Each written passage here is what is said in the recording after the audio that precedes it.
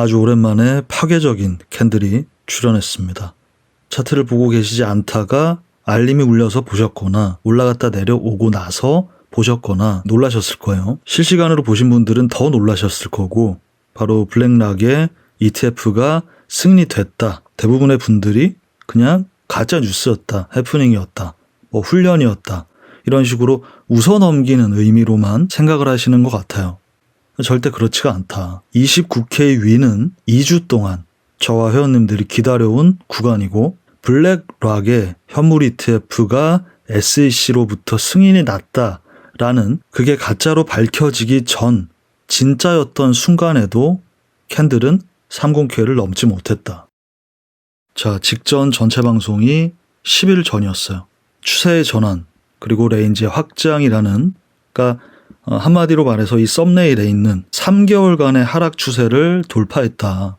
이거는 굉장히 의미가 크고, 이 추세는 한번 전환된 후에는 쉽게 꺾이지 않는다. 그리고 10일 전인 이유는 사실상 멤버십 방송도 제가 그렇게 많이 올려드리질 못했어요. 그 이유는 변한 게 없기 때문이에요. 오늘이 17일이고 이미 10일 전 10월 6일자 멤버십 방송에서 비트코인이 27.6에 있을 때 26.9K부터 최대 26.3, 23까지의 이 구간에서의 반등이 일어날 것이고 29K를 넘기게 될 것이다.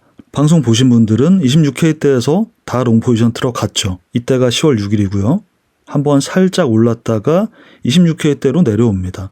그리고 이 추세선, 노란 추세선은 아까 보셨던 직전 전체 방송 추세의 전환, 그 하락 트렌드 라인입니다.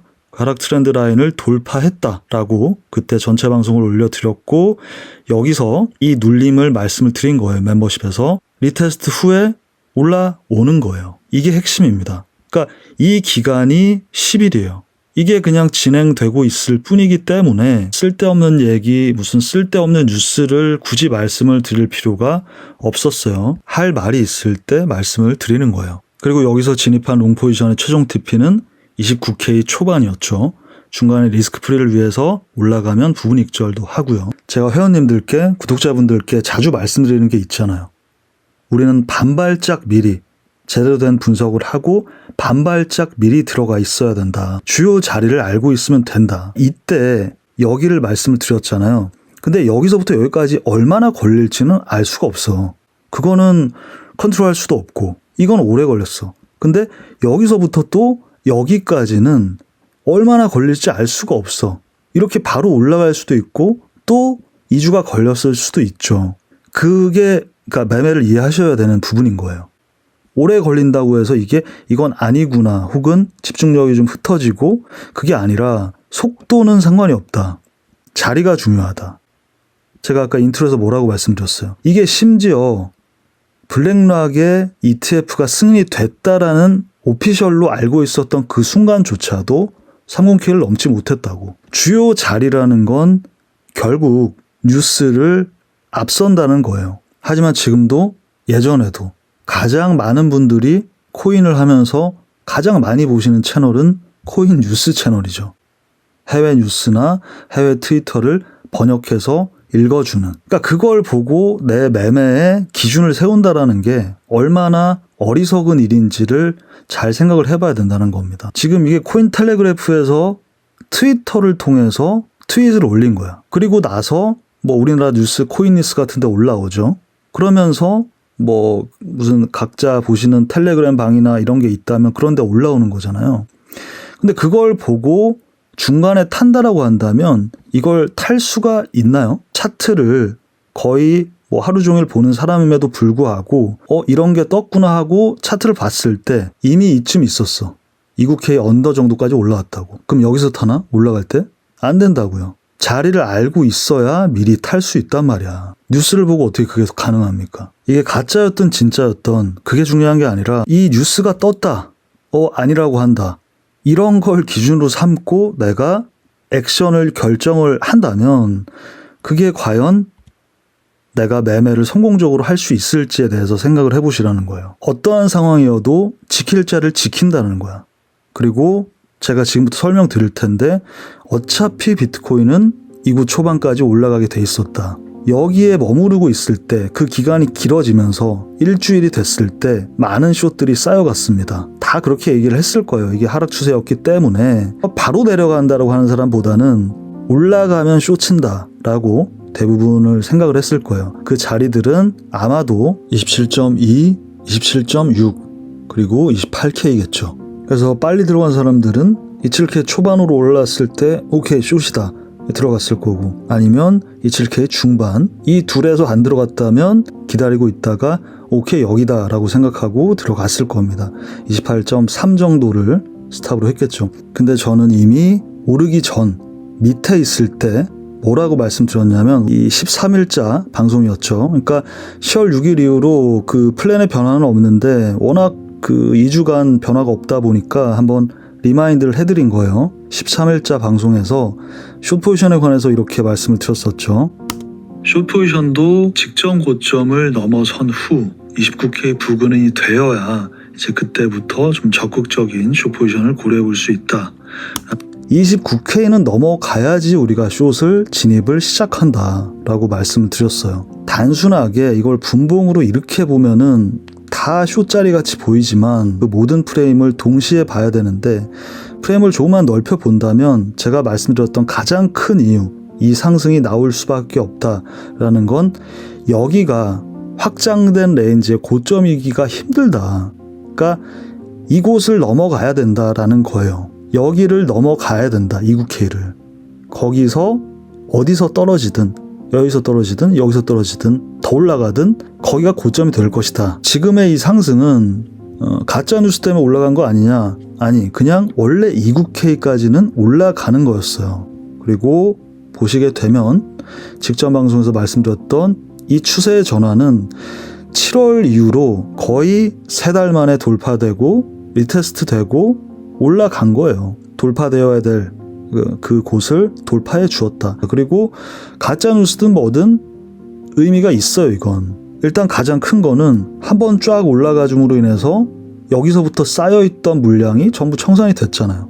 그 순간 1억 달러 정도 청산이 나왔죠. 28K까지 왔을 때도 아까 말씀드렸다시피 28에서 숏을 엄청 들어갔기 때문에 여기서부터 다 쌓여 있었다고, 숏이. 그래서 이렇게 됐었죠. 아까 올라갔을 때 여기서부터 굉장히 엄청난 숏이 청산이 됐고 약 1억 달러로 추산이 되고 있고, 그 순간 이제 궁금한 건 다음 무빙일 텐데, 이 상승으로 인해서 어느 정도 깨끗해졌기 때문에 쉽게 올라갈 수 있어요.